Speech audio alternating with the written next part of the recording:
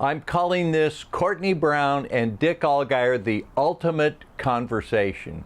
How you doing, my friend Courtney Brown? You and I have been friends and colleagues and working together in remote viewing for about a quarter of a century.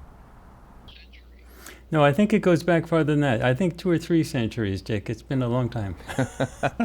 You know what occurred to me, Courtney, was that in all the work we've done together, I don't recall a time that you and I have done a conversation like this where we have actually talked about remote viewing, talked about our work, because when I did so many projects with you for Farsight, I would work in isolation. So I would do my sessions here in Hawaii, send the video to you, you would edit it, and you would insert your part, and we never really did a back and forth about it. So here's a chance for us to have the ultimate conversation. Actually, we should actually say that we never really had a chance to do a recorded back and forth, because you and I used to talk. Oh yeah, a lot. you and I talk about. I'm sorry to interrupt. You and I talk about everything from politics to the end of the world, personal things, remote view, everything in private. But we just never got around to doing it on camera together. Yeah, and I think people would like to hear what we talk about, or what we used to talk about all the time. I want to go back to Farsight Institute and my training there in 1997. It was April of 97. Do you recall what you said in the graduation speech, your comments when, okay, you're trained as remote viewers, go out into the world? Do you remember what you told us? I think I said something of, go ahead, you remind me better. About some of you are going to take this and change the world. I'm paraphrasing you. Yeah, I remember something like that. And I think that's correct. I don't think everyone was going to do that. I think a lot of people had done the remote viewing course for personal development.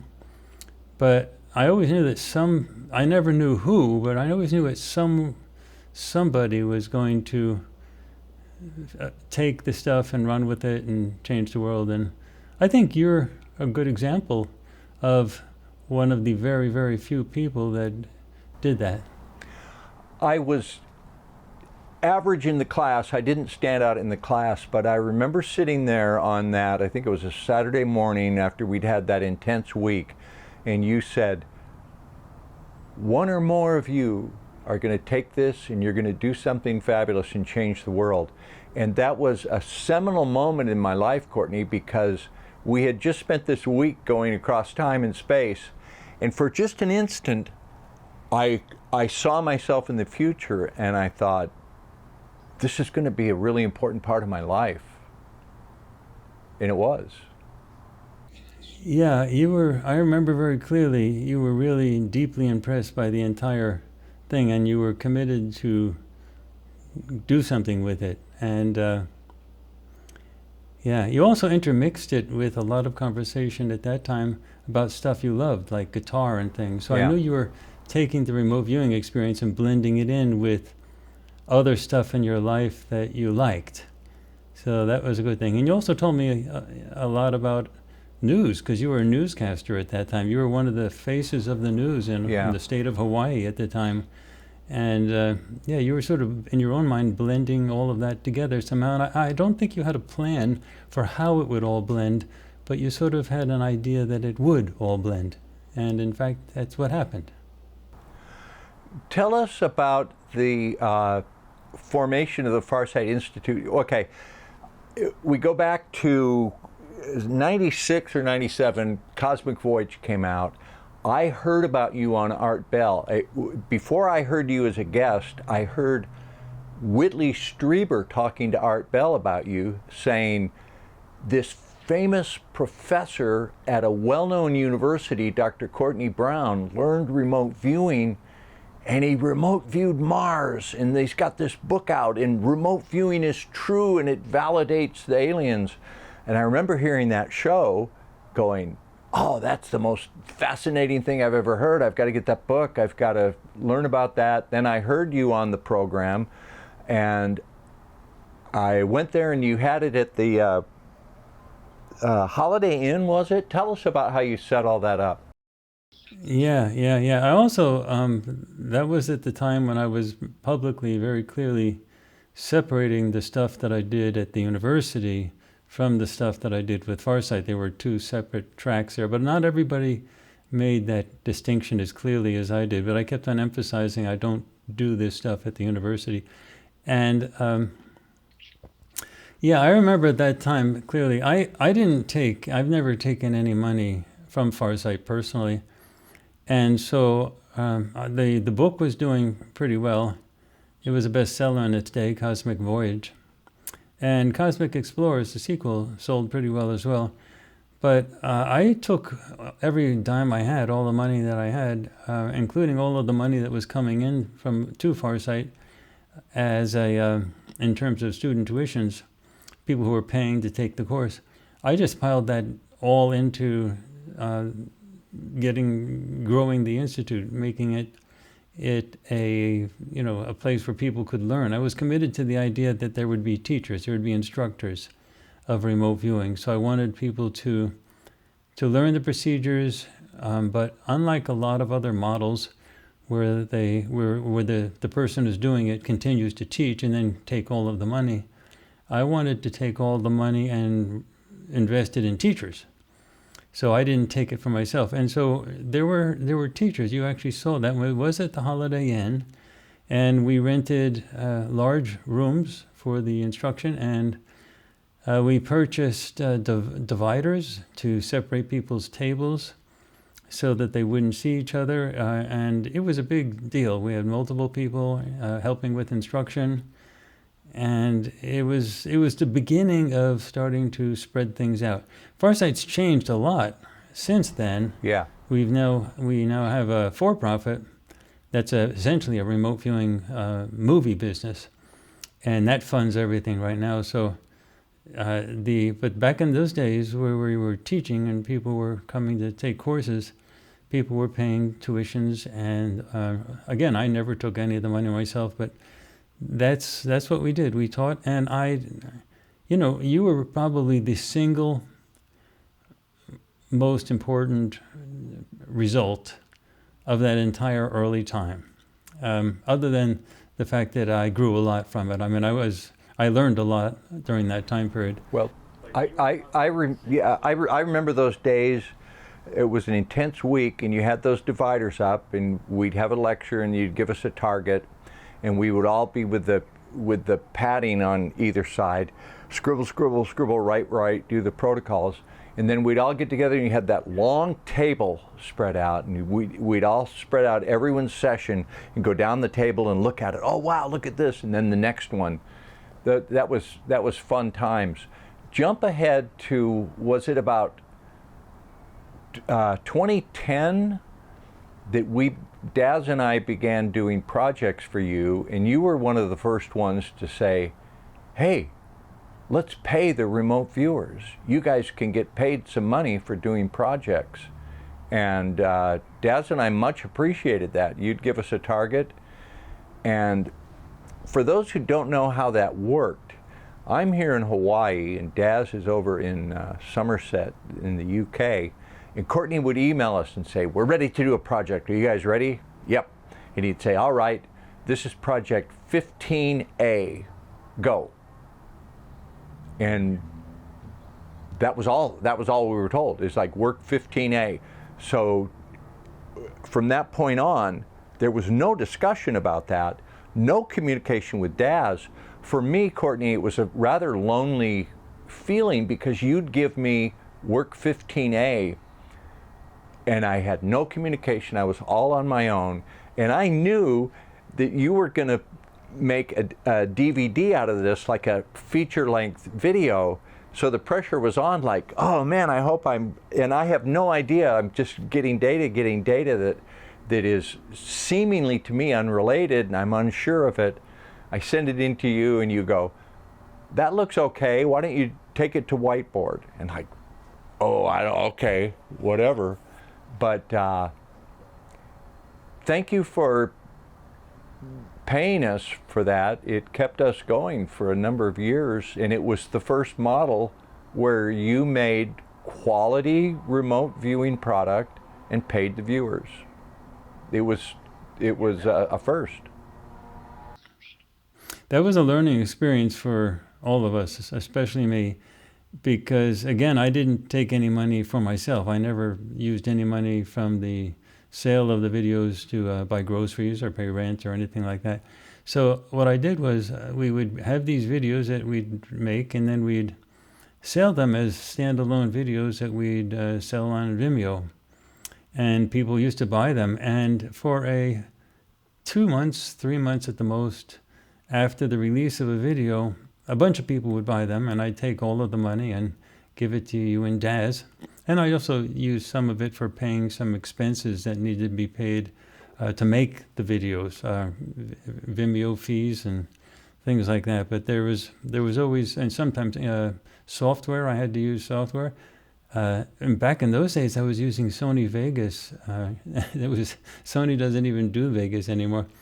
It still exists, but not as far as Sony. So but I had to buy software for it and stuff like that. But otherwise, it was all the money was just going to you and Jazz. And that was a big deal for me because paying the remote viewers was the only way any of those projects could have happened. You had a job as a newscaster, but Dez definitely needed the extra income for that, and he wasn't going to devote as much time as was needed to do those projects. If you remember back in those days, those projects that we did it with sequential solo sessions. So you would do one session, and before we were done with the project, you would have done maybe 6, 7, 8, 9 sessions. So you would send in a session with paper, and you'd get so much. And then I'd say, oh, that's very interesting. Okay, look at page 7 that you've got. Tell me more about that. And I'd send you an email saying, explore that. And then it went on and on and on like that. There was never any leading information, but whatever you gave me in your session, I'd say, expand more on that so that we could finally fill out the whole story. And you and Daz used to complain like anything. Yeah, it was like, so when is this thing going to be over? we would get irritable because, for the most part, we never figured out what the target was. It'd be like, well, I saw this building that had a lot of hallways, and they had a lot of historical pictures, like the history of the place was important. And all of a sudden, there's something streaking over, and it gets hit by a missile. And then like, all right, tell me more about that. And like, what is it? Of course, that was 9/11. And yeah, and you had to go back and do another session on that. And 9/11 was such a complicated thing because it had the whole Twin Towers thing plus the Pentagon thing. And each one had to have a whole bunch of sessions, all done blind without you knowing anything. And it was just very time consuming. We don't do it like that anymore at Farsight. We do. We have what we call interview sessions. So what we have is, instead of having the single remote viewer go back over many months to look at a single target, it's still considered a solo session, but what happens is someone who's highly trained listens to the session while it's in progress, and then over Zoom gives a suggestion to continue on that page. Like, they'll come up with something exactly the same way we did it with the solo sessions, except that instead of waiting a week or two to start your next session, right then and there, the interviewer can say, okay, pursue that. And then they continue going. And so in a matter of 3 hours on a single session, you can get sort of the whole thing compact. That's the only way we can come out with this, with the quantity of stuff. But it was based on the model that you and Daz and I worked out. But we had to, and not everybody can do it. We don't consider that monitored session, because a monitor is someone who's teaching remote viewing and heavily leads the viewer. An interviewed session, it can be done only by a highly trained person who shuts up, who doesn't say anything, and only suggests things that are already reported.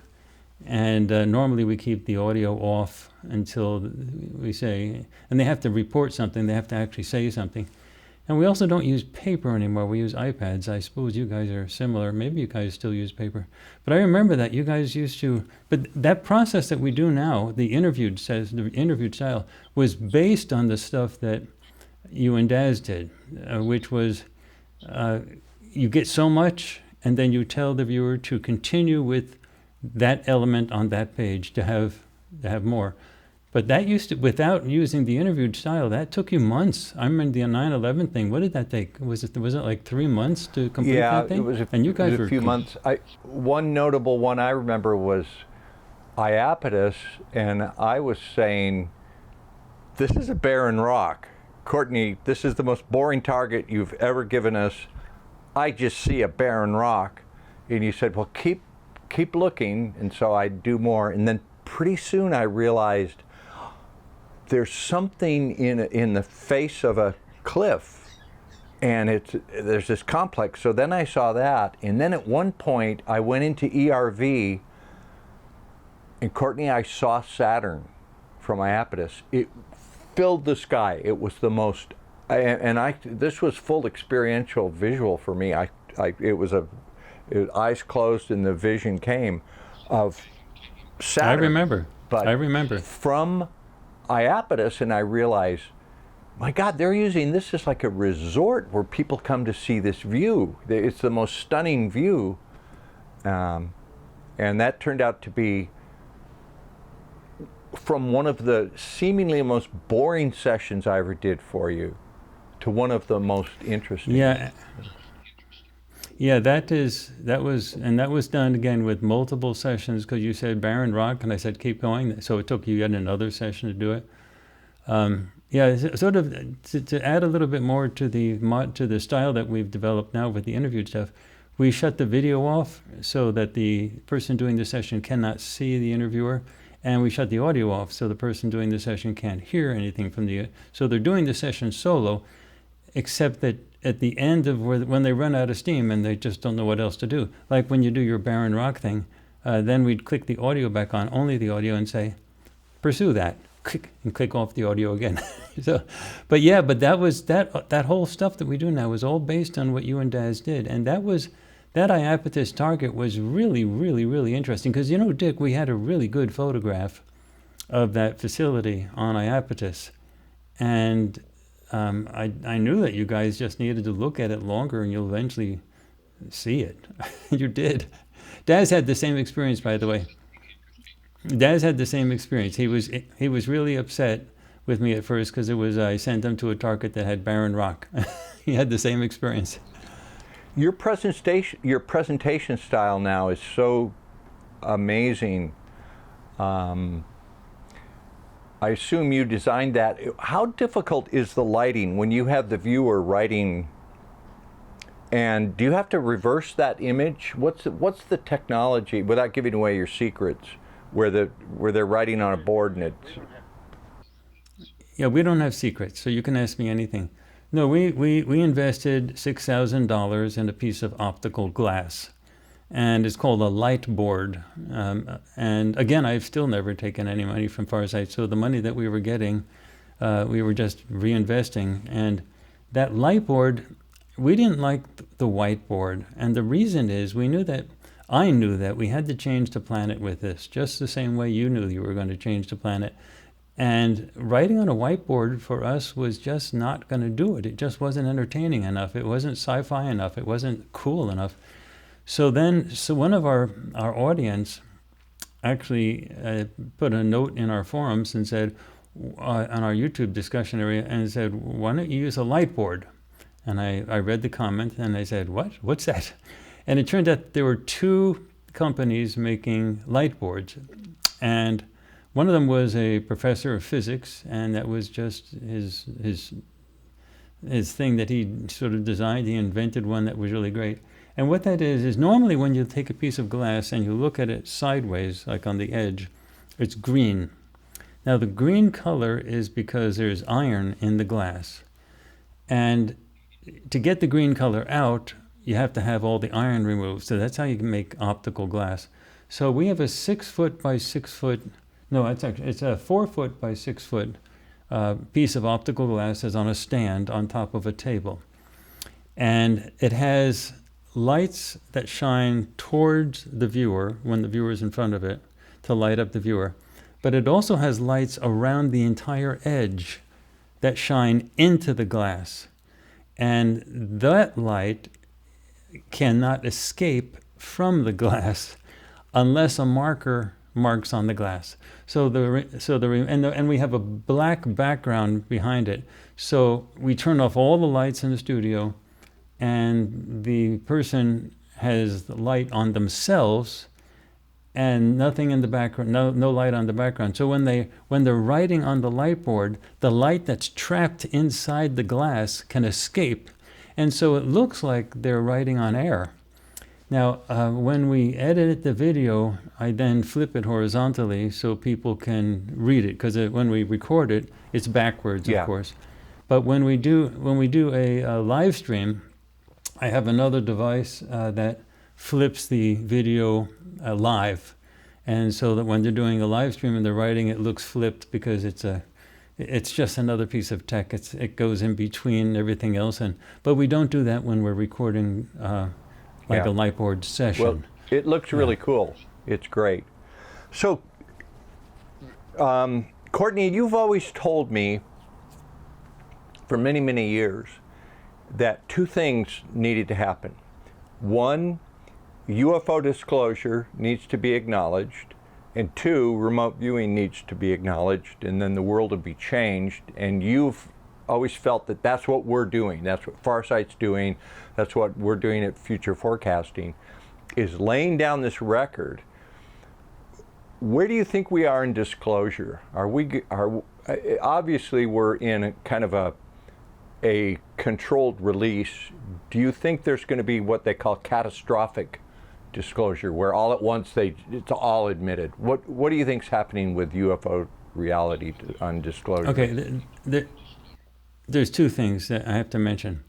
There are only two venues that exist that I know of, you can correct me if I'm wrong, where there are full public projects available for people to watch. And that's your stuff that you're doing with Daz and others, Ed Riordan and others. We just now changed it and rebranded it from crypto viewing to Future Forecasting. So it's futureforecastinggroup.com. Yeah, and so there's that, and then there's Farsight. So that's it. And so if you look at like the entire the rest of the remote viewers out there, or people who work in remote viewing, they're enjoying it. It's like a hobby. It's fun, but like nothing's happening in terms of actual projects. So your group and Farsight are it. And so in terms of things happening, the connection between remote viewing and the UFO ET thing and changing the world, it's just Farsight and you guys. It's a big deal. Now, the thing about remote viewing is I knew intuitively that they would have to be linked because we kept bumping into ETs all over the place. Now, I also knew that we couldn't do, and you and Daz used to harp on this all the time, that we couldn't do just UFO ET targets because it would be too much woo-woo stuff, and people would disregard remote viewing because they couldn't accept the idea of there being extraterrestrials or UFOs, which are now called UAPs. So, yeah, so we always had to blend stuff in. Mostly it was political stuff, the JFK assassination, the 9/11 stuff, and basically everything else that we did, the Cydonia Mars, the Great Pyramid of Giza, the Iapetus Project, they always had huge elements of verifiable stuff. We had astronomical pictures and things that were part of the target. You had to see what we're seeing in the picture. And that was and also the base on Mars, if you remember, where the nozzle came out and the stuff was spewing out there. You were the first viewer to describe that really clearly. You had the nozzle coming out of a dome and then it was spraying stuff. It was an incredible session. So, and that was as clear as day in the picture. So we kept on bumping into these things.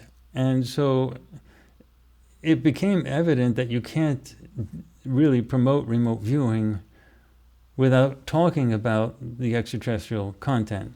And if you're going to accept the reality of remote viewing, the first thing that's going to be asked is, well, what did you guys see? And we see not only the political stuff, but we see the alien stuff, the UFO stuff. And then it became clear that the aliens had this capability of a remote perception as sort of normal for them. And so we just sort of had that sort of build. But yeah, I always knew that there would be a disclosure moment. There's an issue, Dick. I actually want to talk to you about this one thing. You're right. I actually mentioned on the Chris Lido show, his Lido Files show, that what we're heading towards is catastrophic disclosure, just like you mentioned. And that's where the disclosure comes out all at once, as compared with dribbling it out. Now, if it comes dribbling out over 100 years or 20 years or 10 years, it can be controlled and it's going to be all messed up. But catastrophic disclosure simply means that it all comes out all at once. And that looks like what we're heading towards. So when that happens, it really looks like it's going to be happening sooner rather than later. Like, for example, you and I were talking before this recording about the fact that Joe McMonagle has an interview coming out with Sean Ryan, which that's a big deal. I mean, that type of exposure is on that level on the Sean Ryan show is a big deal. And it looks like that the remote viewing stuff, which has also been mentioned on the Joe Rogan, other venues, it's going to be hitting prime time. And when you actually talk about it, you know, you can introduce yourself to people only once. So we have to be ready. But when it happens, when the catastrophic disclosure happens, the real question is going to be, it's catastrophic also implies a mess, meaning it's going to be a lot of stuff. And I'm sort of wondering about yourself, I think you're probably pretty safe, because talk about the paparazzi or whatever, people just get wild and crazy. I think you're pretty safe out there in Hawaii. But the issue is security. I just wondered if you're planning on doing anything extra with security. Now, definitely don't mention what you're planning or anything on the video. But are you even thinking about that step? Well, I've been thinking more in terms of social disruption from a number of causes. So yeah, I plan on taking precautions. Like, people can find me pretty easy, and pretty soon it won't be as easy to find me. But if catastrophic disclosure comes, it's going to upend everything. Like, normal people who haven't been following this, their reality is going to be so tilted on its head, they won't know what to do. And you're going to have been a prime mover and shaker in this. So it's not just me and Farsight, you and Daz and everybody you've got out there with your group. It's a big deal, Dick, and it's gonna upend everything. But it needs to happen that way. It can't happen slow. If it happens slow, it's going to be controlled, and the planet will not benefit. It has to happen quickly, because that's the only way it can be uncontrolled, so that the information comes out suddenly, and then the powers that be can't control what they want people to know and what they don't want people to know. So you see that happening pretty soon? It has to happen pretty soon. It's gotten to the point where it's inevitable. You can't hide it back. And the idea, I think, that the sort of powers that be have, that they can control it continually, it's like putting your finger in the hole of a dam, and the dam is cracking. Eventually the dam's just going to fall apart. And and the government itself is split. I'm absolutely firmly convinced that the military, for example, is totally split. I think half of the military definitely wants disclosure to happen, catastrophic disclosure, and the other half is desperately trying to prevent it. And the government, I think, really doesn't know what it's talking about. And so there's an inevitability to it at some point. You can't prevent the catastrophic disclosure forever. And the mainstream media, they're going to be caught with their pants down entirely because they've been feeding people junk for decades that's simply untrue. And when the catastrophic disclosure happens, it's going to be quite obvious that the evidence for that junk has been in front of people's faces, and any intelligent person should have been able to look at the evidence and say what the government was saying was happening wasn't happening. And then the mainstream media is going to really suffer. And then what you're going to have is, what you're seeing already, is that the main sources of the media, the major networks and things like that, they're going to become less and less important. And then there's going to be greater importance for podcasts and independent broadcasters. So anyway, that's inevitable. I still think there's going to be a scandal. I think the government's last stand to try to control things. What kind of in what sense a scandal? I think that they've probably I got a lot of data, a lot of information on things that people have done in the past that they shouldn't have done, probably illegal things, and they have monitored all types of things. Lots of people do things that they're not right, they shouldn't have done, and I think they have a sort of a full-blown picture of what looks like the entire industry, the UFO, the ET, perhaps even the remote viewing side of things, that a whole big chunk of that has got some compromising information. And I think they're going to come out with that suddenly. And that will be the sort of the main signal that the main disclosure, the sort of catastrophic disclosure, is going to hit soon, because they're only going to do that. You can only pop that balloon once. So I think they're going to do that in an attempt to sort of knock out a lot of the people that would seize the attention. For example, Dick, when you see the disclosure that's coming out in the U.S. Congress these days with the David Grush hearings and so on, you get a lot of people showing up in the mainstream news that never had access to the mainstream news before. A lot of people in the UFO field are suddenly out there and being presented as authorities in this whole area.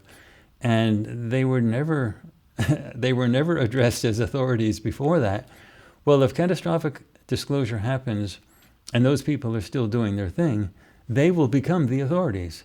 And then the government and the mainstream, whatever, they're not going to be the authorities. And the mainstream and the government will just simply lose their audience, and you'll get the collapse. What you had is the collapse of the former Soviet Union that happened like that.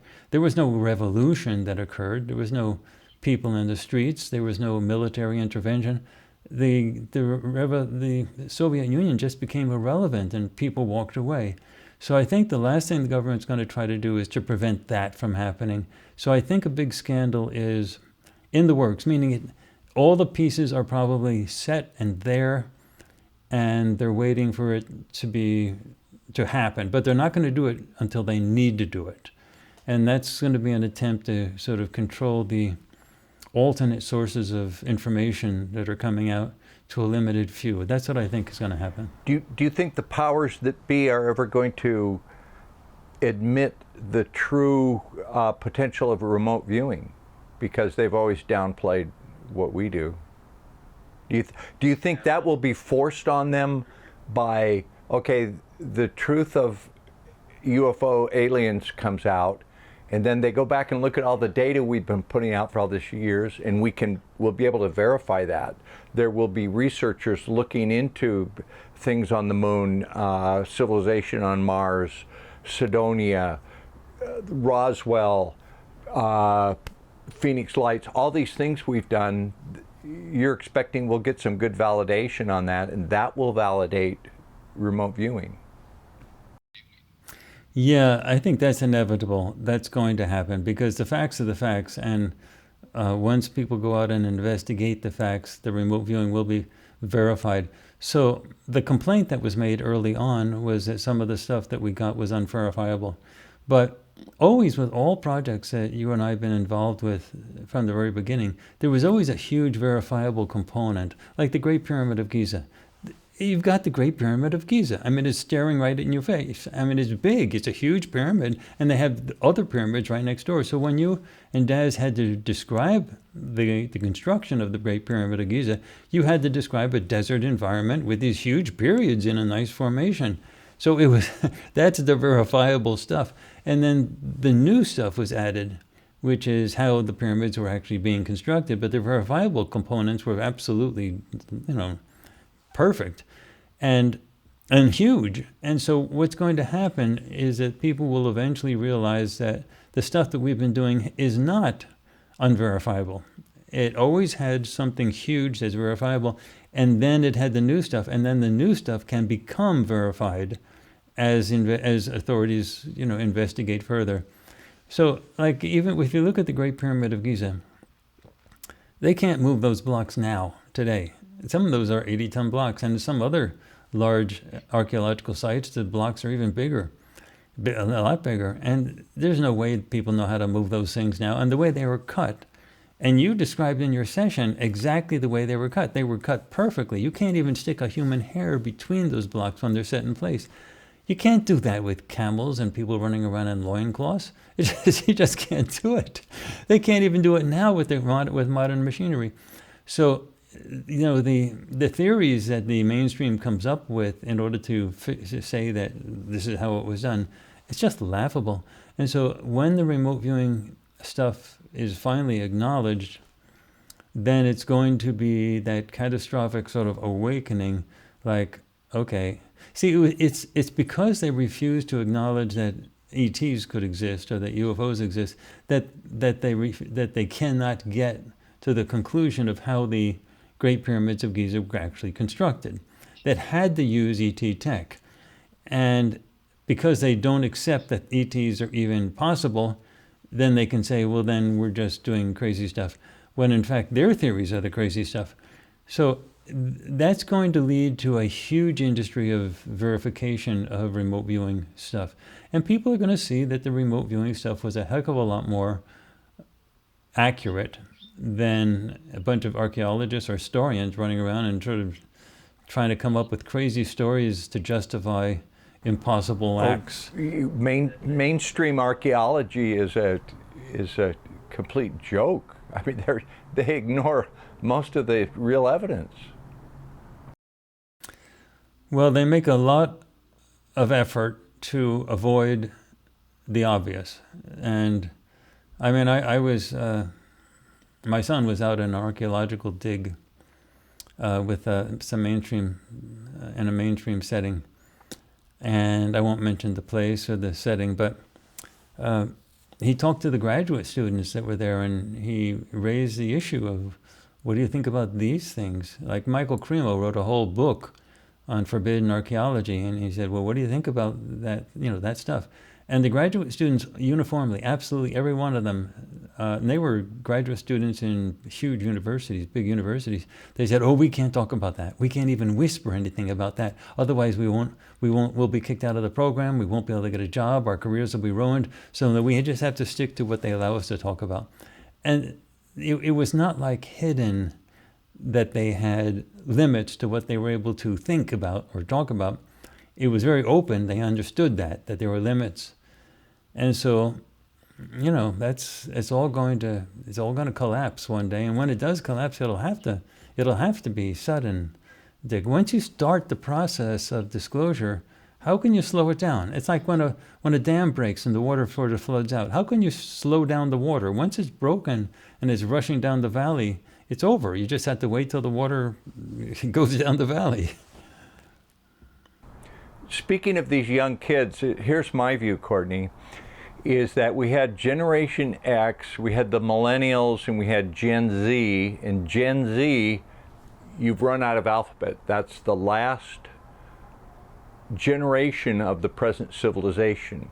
And the children that are born now in January, starting January 2024, are going to be called Generation Alpha. And they're going to grow up in a much different world where we have amazing technology, where we have realization of our true consciousness, that we can remote view and that we're all psychic, and we'll have open interaction with ET. How do you like all that? And my own personal view is that this is a war going on right now and a big struggle. So it's not guaranteed that that's what will happen. But it looks like there's a good possibility that that will happen. I think the future is going to be determined by clearly what we're doing now. But how it's actually going to pan out is going to be something I'm going to be interested in seeing. I hit you with all the good news, scientific, amazing technology, remote viewing, ET. The bad news, in my view, is that the administrators of this place have decided that nation states have outlived their usefulness, that they don't need nation states as an accounting tool, and the accounting of humanity will be done on distributed ledger blockchain using the technological advances. So the children today are going to be more of along the lines of a cellular automaton in a pretty much virtual world, with the accounting of their life force being done on blockchain. That's a little more bleak than some people would care to consider. Yeah, I think that's to be determined. I don't think that's set in stone. I do think that there are forces at play in our current reality that are trying to do that. So I think that's a correct sort of analysis of what those forces want to do and are going to do everything they can to make it happen. Who would those forces be? I'd ask you, who runs the world? But in terms of who the major players are, you can't see them. The major players that you see, which is a president of the United States or prime ministers, those people are not relevant to any of this. They are people that are managed, that are controlled. Absolutely. Oh, absolutely. Yeah, yeah. Yeah. Now the big players are smart enough to keep themselves hidden. They precisely don't want the masses to know who they are. I mean, that's exactly the whole point. Now, there's some major economic people who are, incredibly rich, that people sometimes look at and say, well, that must be one of the major players. But the reality, the real movers and shakers, the real controllers, the people that are trying to, quite frankly, are trying to prevent catastrophic disclosure, those players you don't really see. And they've been hidden for thousands of years. They've been hidden throughout humanity's time here. And they definitely want to keep it that way. They definitely do not want people to know that they even exist. In fact, they'd love to have it so that it's resigned to the element of what they call conspiracy theory. So anytime you say something about something that they don't like, they call it a conspiracy theory. That's one of the great psychological warfare coups in history, was that label. Whoever came up with that, it was brilliant. But it's, 2 words and they just shut you down. Yeah, they had to come up with a justification for the John F. Kennedy assassination. That was very clearly not the work of one shooter, Lee Harvey Oswald. It had to be multiple shooters, and the shooters that did it were sharpshooters. They were really good, and they had the evidence for that was overwhelming. Even in the Warren report, when they came out with that, the gun that they said Lee Harvey Oswald used to assassinate Kennedy, it was old and rusted, and the sights on it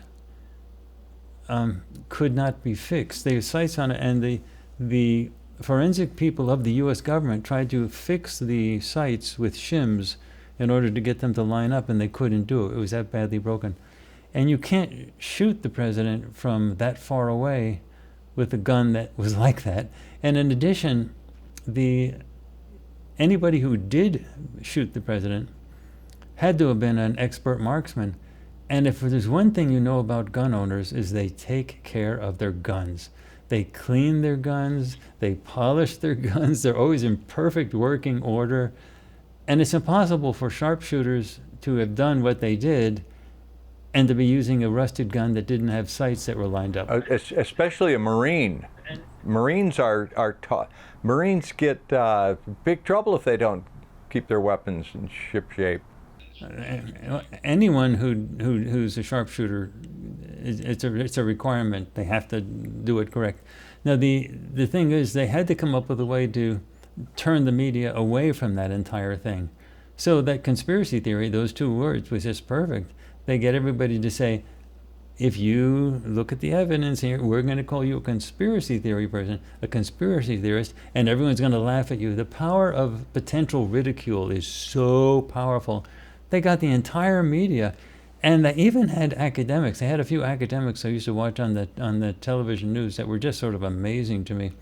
They had a couple academics sort of investigate the whole thing. I don't know what they paid those guys, but I remember one guy on television saying, "Oh no, this is entirely true." Because you could see Kennedy's head being hit from the front and then being hit from the back, and so you could see his head going back and forth, and then the brains sort of spilled out to the back. So the gun that they said Lee Harvey Oswald used shot from behind, yet the brains were spilling out in the opposite direction. and so the reporter said, well, how could that possibly be? It's ludicrous. And so they said, how could that possibly be? And the reporter, and the academic who they were actually interviewing said, oh no, it's very clear. You see, there's a whiplash action with the muscles. You hit the brain from one side, you hit the head from one side, but the muscles, they react, they spasm, and then they throw the brains out in the opposite direction, in the direction of where the bullet came from. What Hollywood movie producer were they working for? That was crazy. Yeah. And so the evidence was overwhelming with the filming that actually happened of the assassination, that it wasn't what they said it was, and so they came up with a word, conspiracy theory, and it really was powerful, and fear of ridicule worked. You can't find. There used to be 9/11 videos on YouTube, like pilots for 9/11 Truth, architects and engineer for 9/11 Truth. Those are hidden now. Those are really hard to find. They're suppressed. Yeah, they had thousands of pilots sign on and sign petitions, and saying that what was actually reported and happening in 9/11 couldn't have happened. So and you also had people that were looking at the Twin Towers, and some of them were extremely respectable. Literally thousands of architects and engineers were signing petitions and saying, it couldn't happen that way. You can't have the Twin Towers collapse like that. And then when they really were focusing on it, they would look at the Building 7, which was next to the Twin Towers. That was a really solid building. And that was not hit by a jet, yet it collapsed. And anybody who does anything with demolition could see that it was controlled demolition. And the engineers and architects were saying there is no way an office furniture fire with a little jet fuel could have done that to that building. Suddenly complete collapsed the entire thing. So those charges that had to have been placed in that building had to have been placed, days or maybe weeks ahead of time. Daz Smith described that perfectly.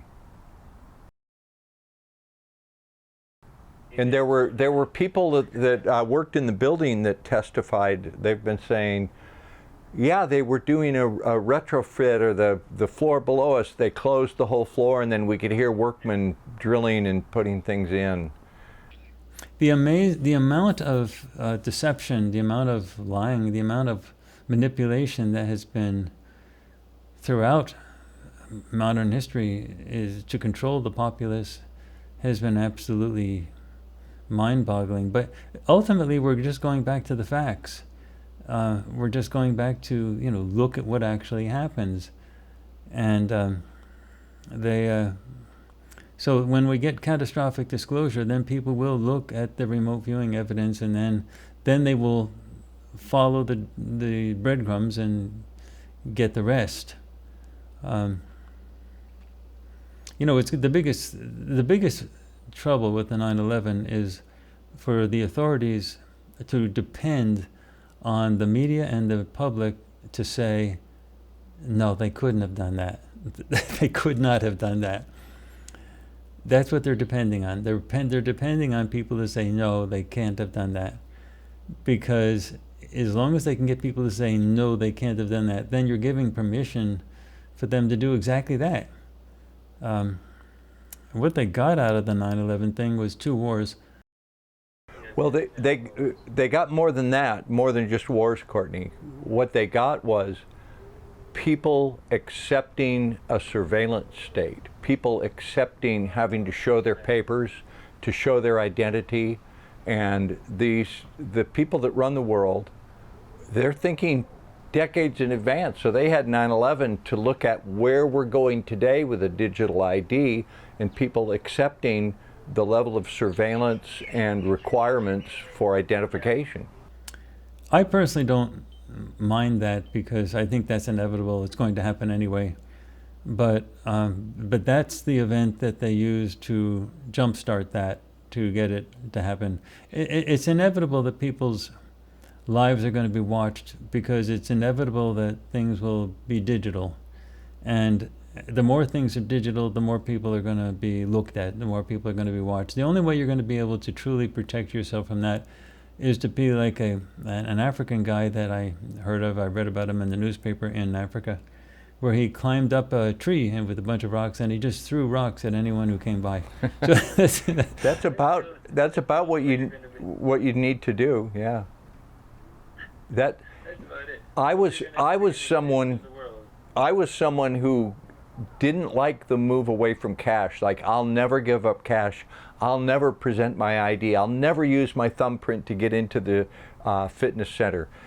And what they're doing now with the number of passwords and logins and two-factor authentication, they're making your life so miserable to do anything that you will acquiesce. If they say, one digital ID, sign up once, that's your ID, that'll get you on to your crypto wallet, to Facebook, to email, to anywhere you need to go, travel.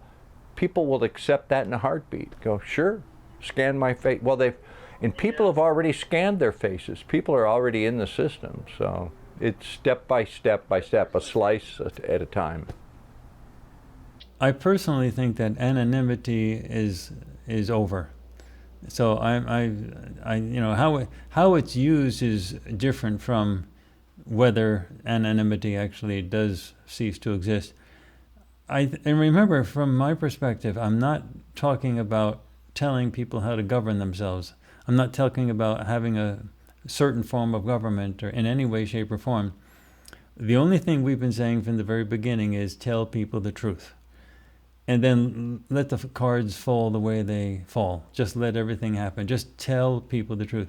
Right now, they're in the big UFO disclosure problem, where they're really trying to just say that UFOs exist, UAPs or UFOs exist. But the mainstream is still focusing on, does that mean we're not alone in the universe? I mean, it's so stupid. How stupid can you get? We're not alone in the universe. Of course we're not alone in the universe.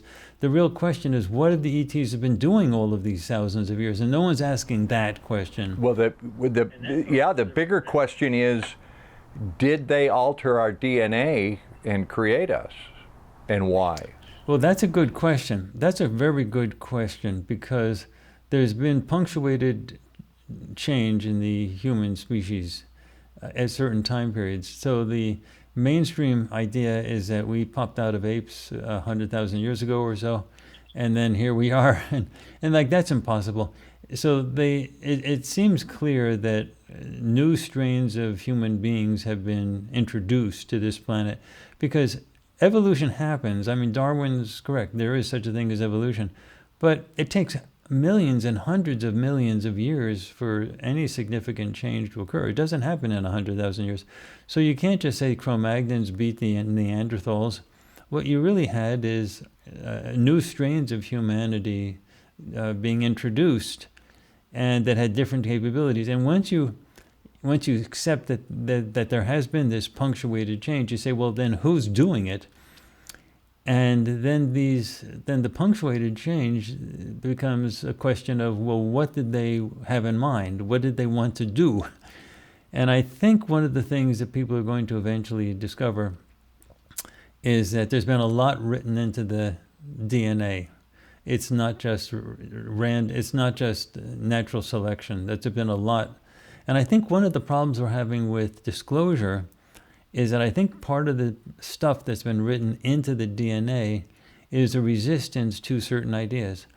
Now, this is something that's in political science, so I can talk about this with some authority here, that they have discovered through examining twins, not just 10 or 15, but thousands of twins that have been separated at birth and then raised in entirely different environments. So the old idea of were they raised by a liberal family or a conservative family, it could be controlled because the twins were separated at birth and they didn't communicate with one another and they were just in separate realms. And the studies have come out that are really quite authoritative, that it doesn't matter what family you were raised by, because the twins, when you follow them when you actually go into the governmental records, find out who they are, and then locate them again, and you're talking tens of thousands of people, then they ask them what are their politics, and they're identical. So the twins, it doesn't matter what kind of family they grew up in, they're both conservative or they're both liberal, their political ideology is somehow genetically embedded. And it's really not in dispute in political science anymore that happens. So that it's clear that genes can convey ways of thinking. So if you're an advanced extraterrestrial race and you're going to be introducing a new species of humanity onto the planet, that's open game. Well, let's see what they can do. So I think the resistance to these types of new ideas is probably genetically built in. And I think also the UFO disclosure issue is partially genetically built in as well. Otherwise, it'd be hard to, given the amount of content, the amount of UFO disclosure information that's out there, it's really hard to figure out how 8 billion people could continue to keep their heads in the sand. So it looks like the genetics is set up to have it work out that way. Otherwise, keeping everybody sort of dumbed down would I think it would be impossible unless there was some type of genetic underpinning towards it. Now, I don't have any way to prove that, but since we do know about the issue with twins and party and political ideology, then it makes sense that an advanced species that would be intervening and changing humanity along the way, they would try to control the species in certain ways, and fiddling with the genes in that way seems perfectly okay. They probably also fiddled with the genes to make remote viewing and telepathy more difficult automatically, so that people don't automatically just do this. Otherwise, people would figure out that the whole setup is a ruse right away. Well, I've sometimes wondered if maybe we aren't supposed to remote view, that as part of our experience in this physical body was to experience it only on this dimension with this getting input from our physical reality, and that's a leakage, and it's like we're not supposed to be able to do that. Sometimes I wonder that. You understand what I'm saying? Yeah, I think that's part of the. I personally, this is belief now, I personally think that's built into the genes. I think that's what's going on. I think once the geneticists dig into this deep enough, that's what they will find. So we've outsmarted the game. We outsmarted the system by remote viewing. But wait a second, there probably had to be some genetic predisposition in you and me and Daz and the other remote viewers we're working with to get them to do this in the first place. So it probably wasn't a perfect genetic fix. it probably was imperfect. Otherwise, you and I wouldn't be here. Well, my view on that is that the DNA is an assembly machine that was created by the ETs.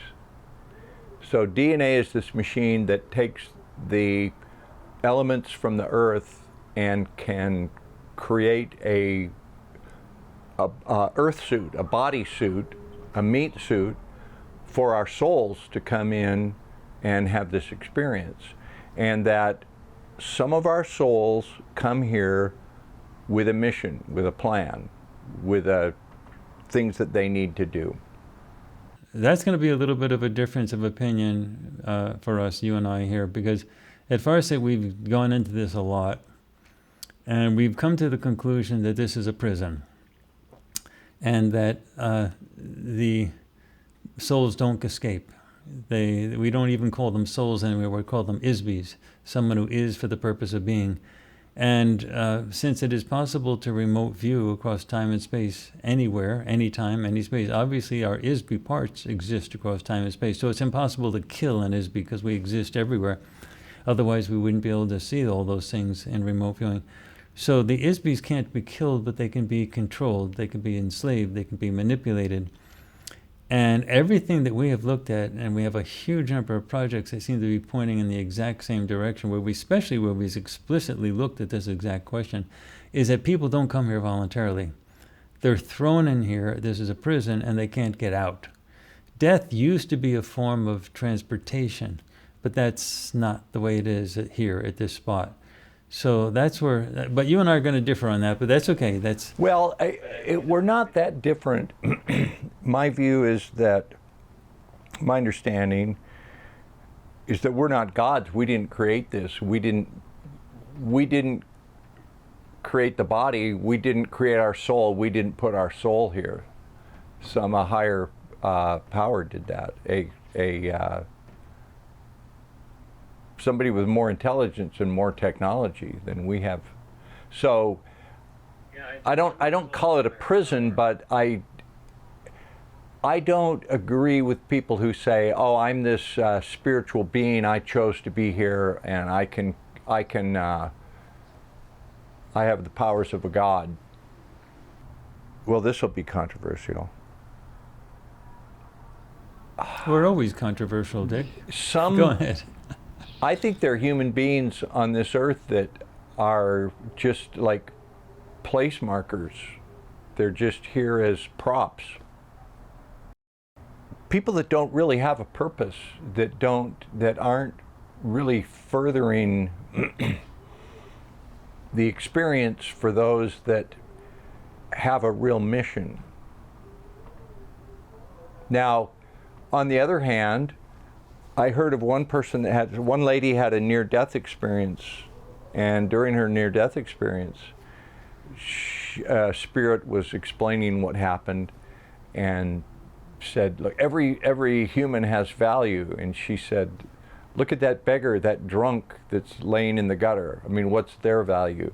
And the Spirit showed her that person incarnated rather, and lived that horrid life as a drunken, wretched person, just to let one other soul experience compassion. This is going to be one of the areas where you and I probably disagree, because what we have done in our Farsight projects, and we've burrowed into this a lot, the death experience starts with someone seeing the light, and the light is actually this is something that's come out of our projects.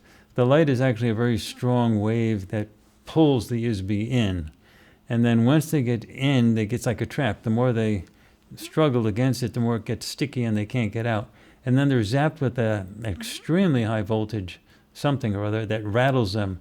And that gets rid of their memories, it gets rid of their telepathy, remote viewing capabilities. They're just empty shells.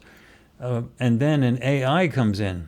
And artificial intelligence is all computerized and feeds in a whole bunch of memories.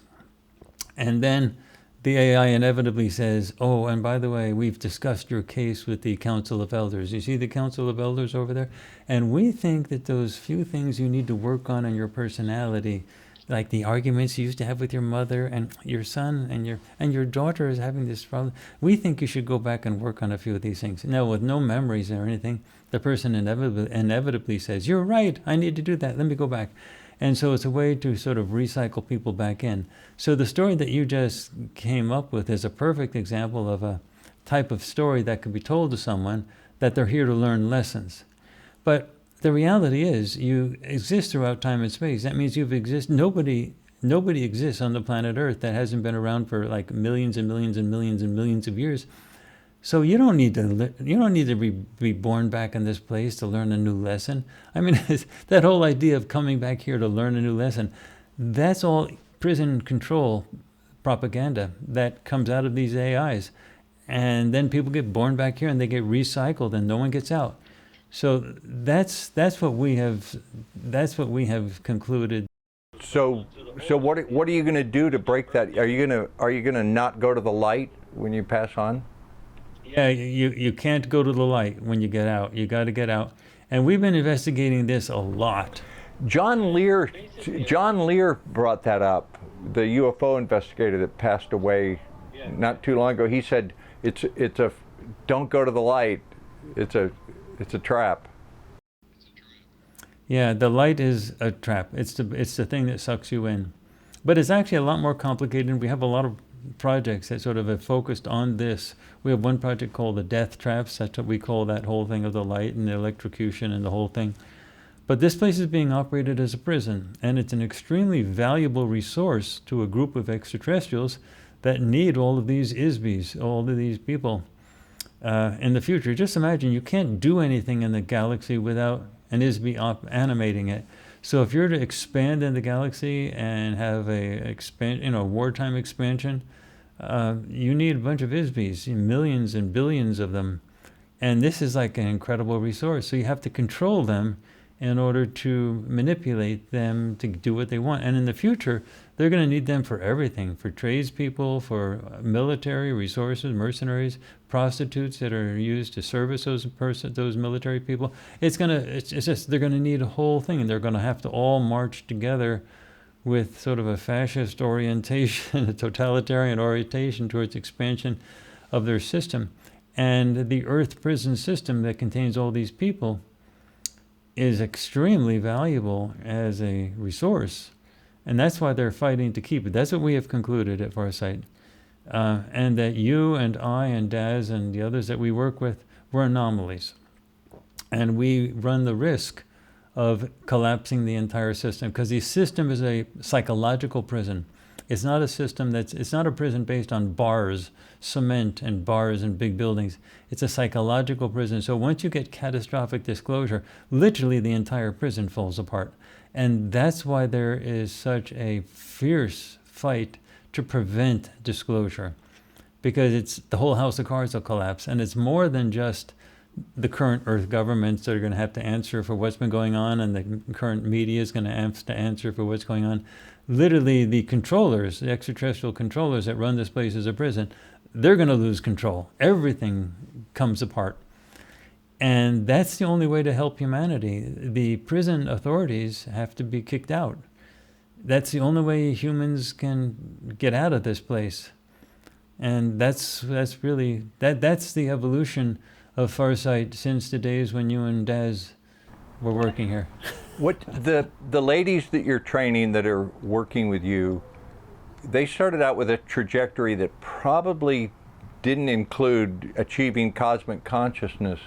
When you teach them to remote view, how do they react? What's their... Well, they're not just ladies. There's also my son, and there's also Rock Archie, who you know. But my son also Aziz, and we're planning on training other people. But for them to do any projects, they have to work with us for about a year, almost full time, doing stuff before they're good enough to do this. So the issue is with them is they have to be trained to the level where they can do this, where they can recognize these perceptions and isolate them from physical, visual imagery and mental remembered imagery. And that's basically it. They have to be able to do that on demand. But my question was, when they do that, what's their reaction? What do they say to you? Like, oh my God, Courtney. No, their first thing is this is the best job they've ever had, because they don't have to wait tables. They don't have to be a slave I feel in a the same corporate way. system. This is the best job I ever had. It's even more interesting than being a reporter. So being a remote viewer is a great job. But you asked me what's their first reaction. So that's their first reaction. You mean I get paid to do this? And then the second reaction is, so if this is like real, is this for real? For real? And so they then start asking questions, and they become. It's incremental. It's incremental, Dick. It's not like suddenly they're Buddhas. It's incremental. Then they suddenly start pulling everything together.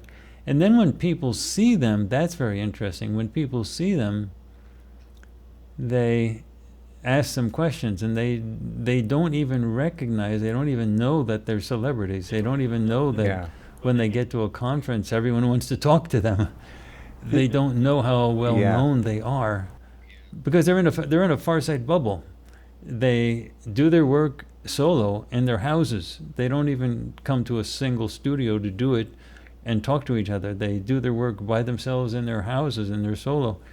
And then they come here to the studio, again solo, and they're here. I'm in the studio now. They come to the studio, and I or Aziz, we set up all the camera work, and then we leave.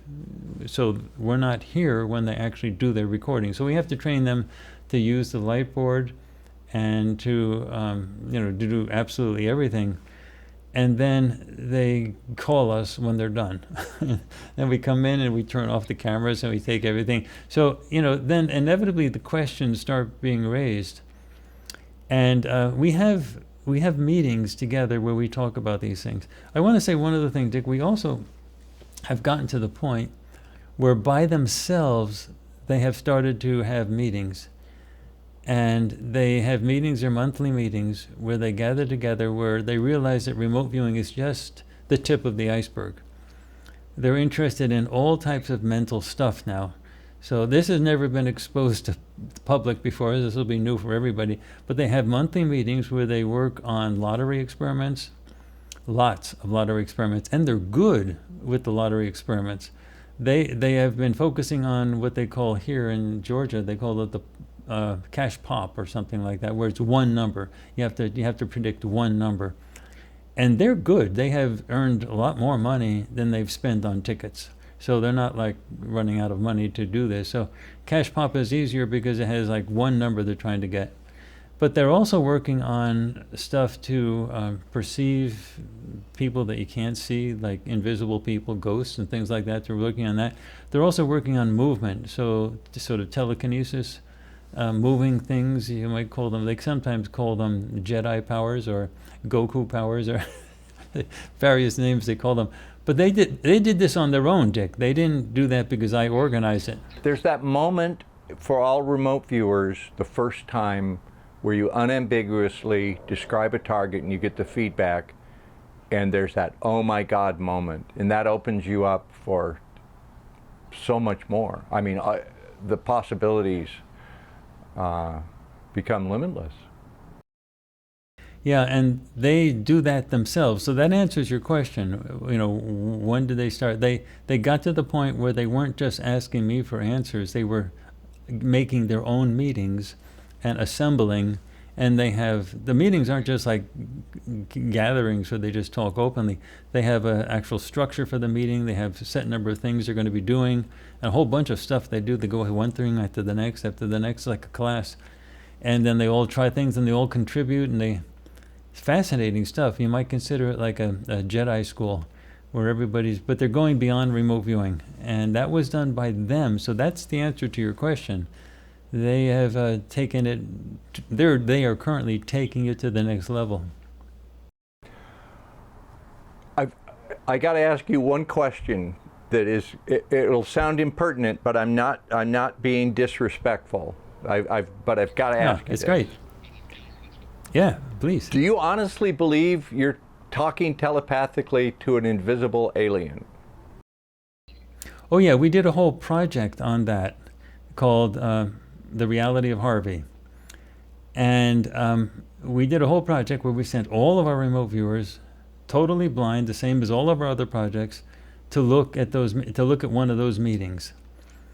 And they absolutely, every single one, it's on farsightprime.com, they absolutely, every one of them came back with the exact information. They had 2 guys sitting on the beach, a ton of security people all over the place, an ET ship, actually more than one ET ship around, and these 2 guys were talking, and they all said they couldn't figure out why these 2 guys were talking alone on the beach. And the only thing that was sort of interesting is that they didn't see Harvey as invisible. They saw him as there. And sort of the way I see it. So, Dick, look at it this way. When you go to a target and you see some people, you often see people with your remote viewing eye. Yeah. And you it gets projected onto your cells in the brain and so on like that. Eventually you become good enough at doing that beings that are out of phase with us and you are sort of invisible, you can see them just as easily as you can see anybody else. And eventually it becomes natural for you to be able to see them. And then when you go into a session, Dick, I can't tell you the number of times you wrote on your sessions how you were getting information directly from the person. When you did the Phoenix-like stuff, you had conversations with the person in the ship, and the person was telling you stuff in the ship, and you were writing it all down. Yeah. The navigation system, the whole thing. Yeah. So you've had that exact experience. Well, once you trust that stuff, then it can happen naturally. And with me, I have been doing this from the very beginning. I really focused a lot on that type of communication, and I have no trouble seeing Harvey. Do you consider that remote viewing or more channeling? No, it's definitely not channeling, because channeling is when you're taking your body and you're giving it to somebody else, and that person comes into your body and uses the body to speak. And then, so you become sort of, you've been kicked out while this other person is using it. The channeling I consider very unhealthy, and I don't recommend it to be done. I don't think it's good. In fact, it weakens the mind-body connection. And it's also, you're very vulnerable to exploitation. Now, if you have your car and you put the key in your car and you open the window and you leave it and you walk away, who's gonna come by? You're gonna get honest people coming by and say, "Oh my gosh, look, the window's open and the key's in the car. Should we call the police? What's going on?" Well, the person probably knows what they're doing, and we walk away. But then who's gonna go in the car? Who's gonna go by the car and say, "Look at that, the window's open, the keys are in the car," and they're gonna jump in the car and steal it? It's gonna be somebody that's a thief.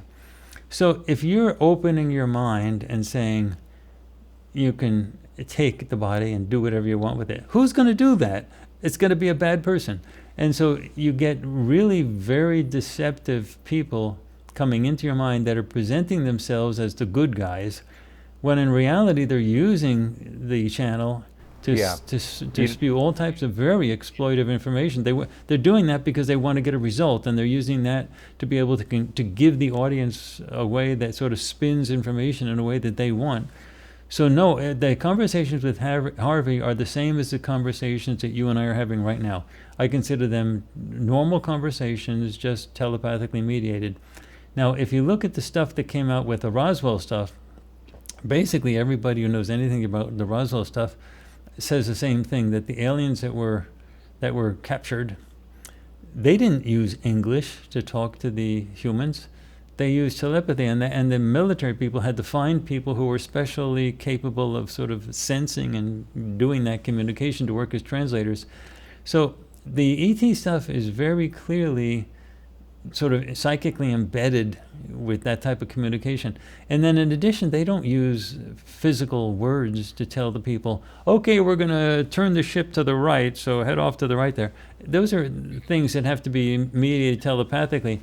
And when they control the ships, this stuff that's coming out in the disclosure stuff, then the official disclosure now, is clearly motivated, is clearly oriented around the idea that the ETs that control the ships, They may put their hands into like spots on the control board, but they're using their mind as their psychic stuff. Or even the ship has been created to be part of their neural pathways. Yes, the whole 9 yards. So yeah, when I'm there with Harvey, I see him clear as day. I can see he has clothes on. He looks very humanish, and he tells me things, and I listen to, and so on like that. The exact same way you have done the exact same thing in countless sessions, where you have gone into somebody's mind and either they consciously told you something, or you got the information your own way.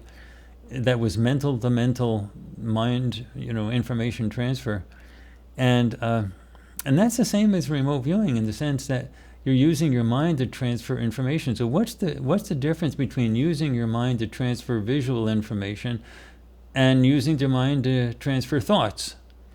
Well, if you do this stuff long enough, you become good at transferring thoughts, and that's what telepathy is. It's just transferring thoughts. And you and Daz, that's what you do for a living. That's what you do.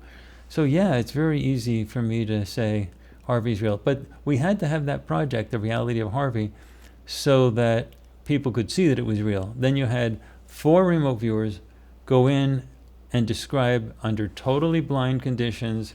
They did their work solo. I need to see that project because I only saw the YouTube I haven't watched the project. I'll have to go on and look at that. Courtney, thank you so much. This has been a great conversation. We need to catch up like this more often.